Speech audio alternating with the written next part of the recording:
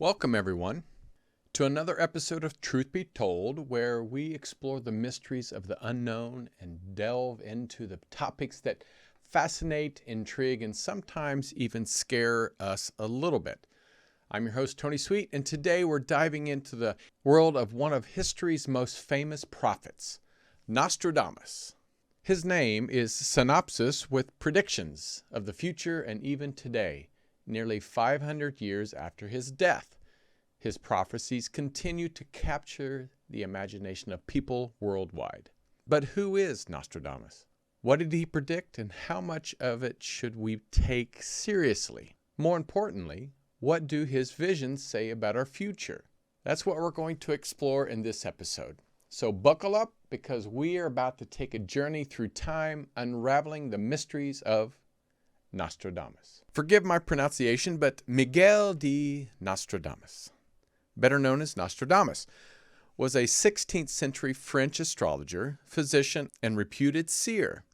Born in 1503 in Saint-Rémy-de-Provence, France, he was a man of many talents. Trained as a physician, he first gained fame for his medical work during the plague that swept through Europe. But it was his work as an astrologer and his enigmatic book, Les Prophets, published in 1555, that cemented his place in history. It is a collection of 940 quatrains, 4-line poems that are said to predict future events. The verses are cryptic, filled with metaphors and symbolisms, making them open to interpretations. Over centuries, scholars and enthusiasts have pored over these quatrains, trying to link them to historical events. Some claim he predicted everything from the rise of Napoleon to the assassination of JFK and even 9/11. But are these interpretations accurate, or are they simple coincidences molded into fit the prophecy? Famous predictions and their interpretations. Let's take a closer look at some of the most famous prophecies attributed to Nostradamus and see how they have interpreted over these years.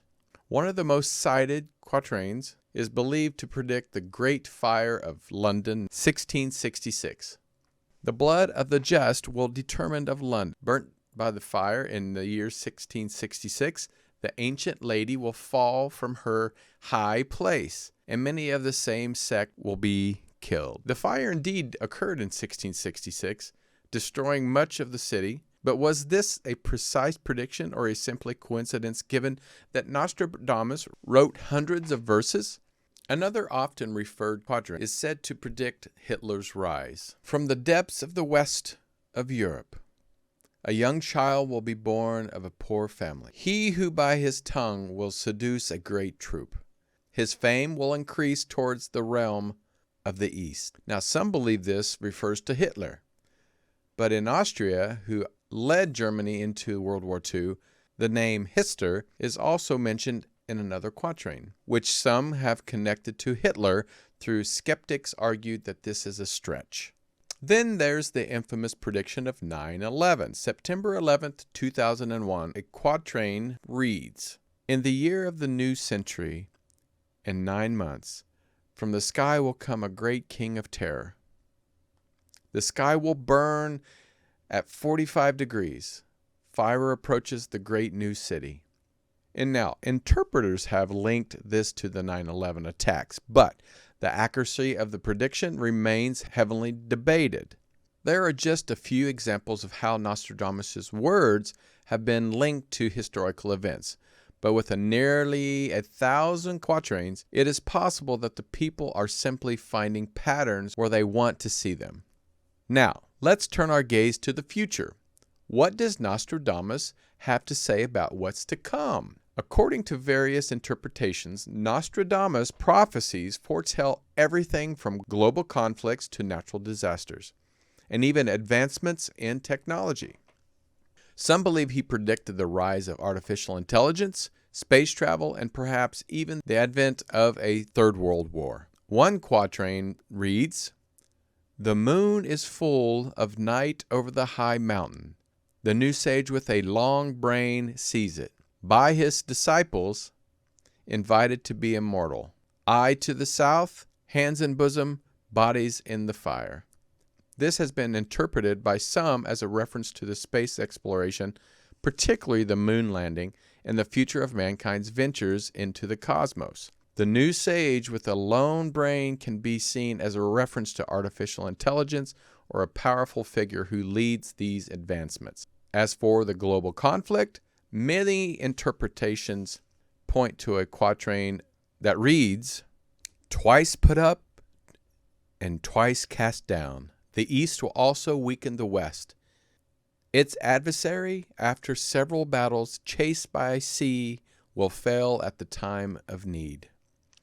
Some say this could refer to the tensions between global powers today, with even some suggesting its hint at future conflicts between the East and the West. The vagueness of these verses allow for a wide range of interpretations, making it difficult to pin down a definite prediction. What's interesting is that Nostradamus' prophecies do not just predict doom and gloom. Some interpretations believe that the quatrains also speak of a new era of peace and enlightenment following these turbulent times. It's as if he saw a future where humanity could overcome its greatest challenges and enter a golden age. So, should we take Nostradamus serious? That's the million-dollar question, isn't it? On one hand, his writings are so vague and metaphorically that they can be interpreted to fit almost any major event. On the other hand, there's no concrete evidence that Nostradamus had any real ability to see the future. Many skeptics argue that his prophecies are nothing more than cleverly worded poetry, while some believe that he was truly gifted with a vision of what was to come, whether you see him as a genius seer or just a master of cryptic language. There's no denying the cultural impact he has had, and his prophecies continue to inspire books, documentaries, TV shows, and countless discussions, even influencing the way some people view current events. Whether or not Nostradamus was a true prophet might not be as important as the conversation his work inspires. In many ways, his quatrains are a mirror, reflecting our hopes, fears, and even present-future desires to understand what lies ahead. As we wrap up this episode, I encourage you to think about what Nostradamus' prophecies mean to you. Are they a warning? Are they simply a product of their time, reflecting the fears and uncertainties of the 16th century? Or do they offer a glimpse of something more profound? And now, at the end of the day, the future is unwritten. We might find insight in the past through the words of people like Nostradamus, but ultimately it's up to us to shape the world we live in and the future we're heading into. Thank you for joining me today on this fascinating journey into the world of Nostradamus. Now, if you're enjoying our episodes, don't forget to subscribe and leave a review. And as always, stay curious, keep questioning, seek the truth, and until next time, I'm Tony Sweet with Truth Be Told.